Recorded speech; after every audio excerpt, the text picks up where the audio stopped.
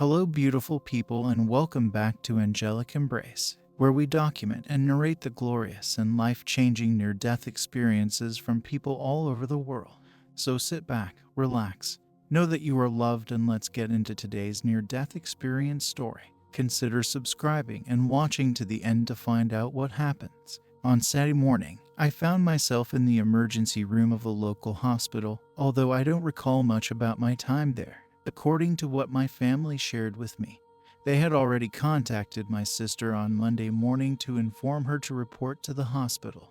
They started me on artificial life support, but I didn't come back from the hospital for over 2 months. I recall being able to hear people in the room when I was in the coma, but I was unable to wake up and I was unable to reply to them. I can well recall how chilly it was. I can still clearly recall my sister clutching my hand and covering me with her arms. I was running a really high temperature. I overheard the nurse reprimanding my sister for hiding my face while I was being treated.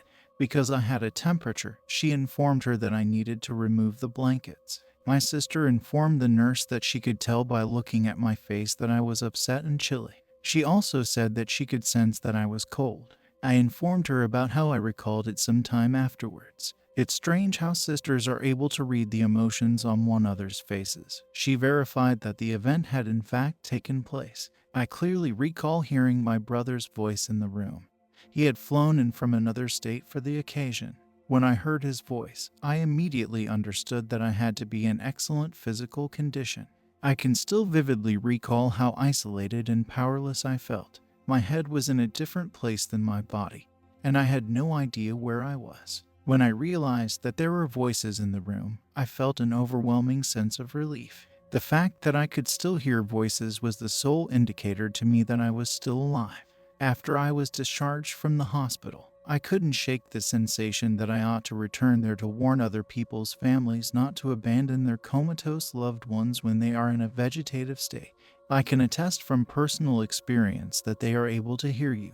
After a while, I got the impression that I was getting further and further away.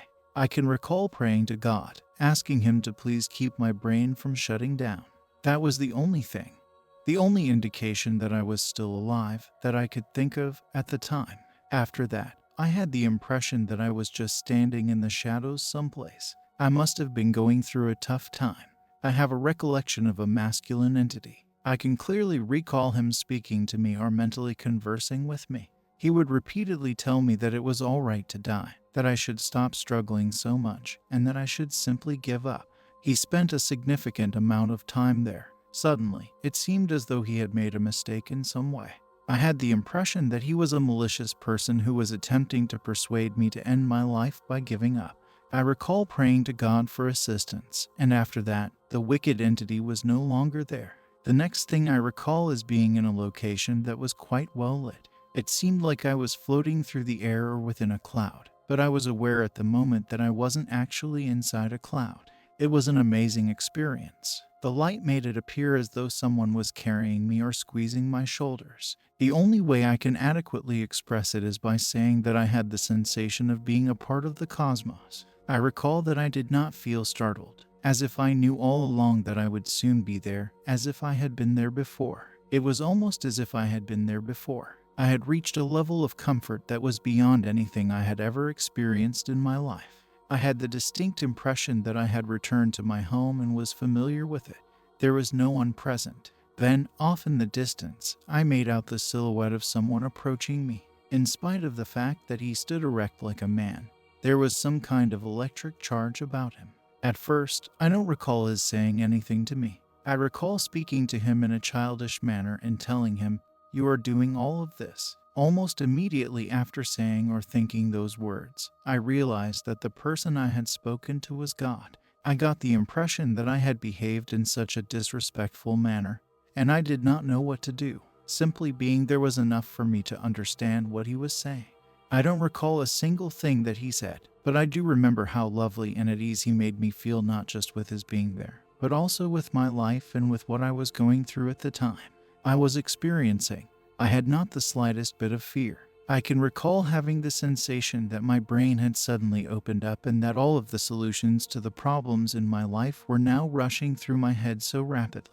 I felt as like all of the problems in the world, not just mine, were going to be resolved successfully. I can clearly recall being amused by the fact that everything, and I do mean everything, including the good, the terrible, and the ugly in the world, was under control. Everything had been planned out, and it was almost as if it hadn't even happened. I got the impression that where I was the actual world, and that the previous parts of my life had all been a dream, a trial, or an experience. Yet, I eventually found my way back here. I've had a hard time dealing with it throughout the last year, and there were times when I felt angry that I wasn't allowed to stay.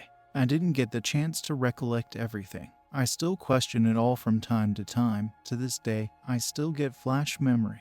I remember things that I had forgotten, I assume, as my psyche informed me, who has, by the way, been a very helpful presence in my life. I was lucky and found a decent one, and she explained to me that this is the same way that we believe in God but don't know for sure whether or not he exists. I could go on believing that it really did take place, and if I ever saw him again, I could question him. Remember in April 2001, did it really take place? Who knows? Maybe I'll keep remembering, and by the time I pass away, I'll have all the answers figured out. Until then, however, I'm going to have to live my life here on Earth and try to keep myself from going insane while I try to remember all of the answers. Who knows? Maybe I'll keep remembering until the day I die. Now on to our next story about surviving the brink of death. To tell the truth, going through it was not very difficult. During my trip at Disney World for the New Year's holiday in the year 2000, I became unwell out of the blue.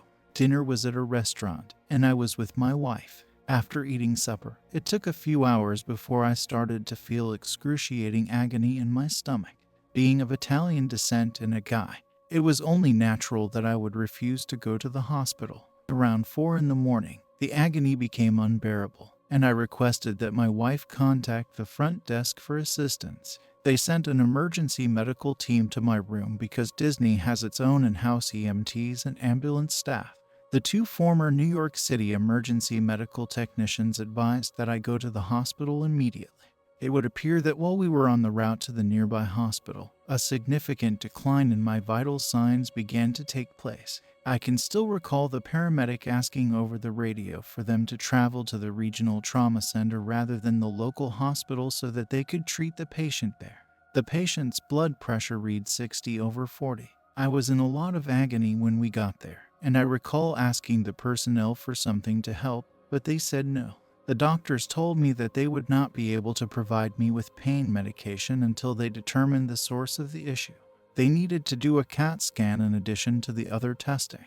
That's about the last thing I can recall hearing or seeing. It appears that I was never provided with any form of pain medicine. I do recall telling my wife that she had been an excellent wife, acting as though I was aware that I would soon be departing. At the time, I was unaware that the hospital had assigned the priest to remain with my wife in the room where I was recovering.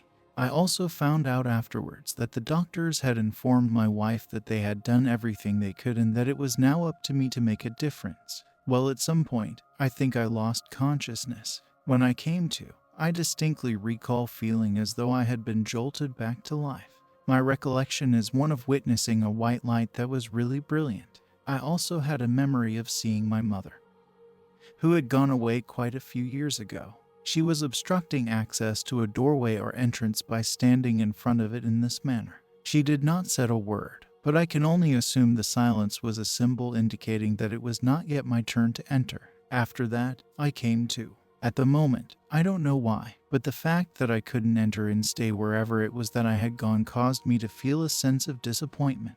It appeared to be rather quiet there. As a result of everything that I went through, I no longer have any fear of passing away. That brings us to the end. To this day, the physicians are still debating whether or not I experienced anaphylactic shock, toxic shock, or a staph infection. Whatever it was, I was able to make a complete recovery from it.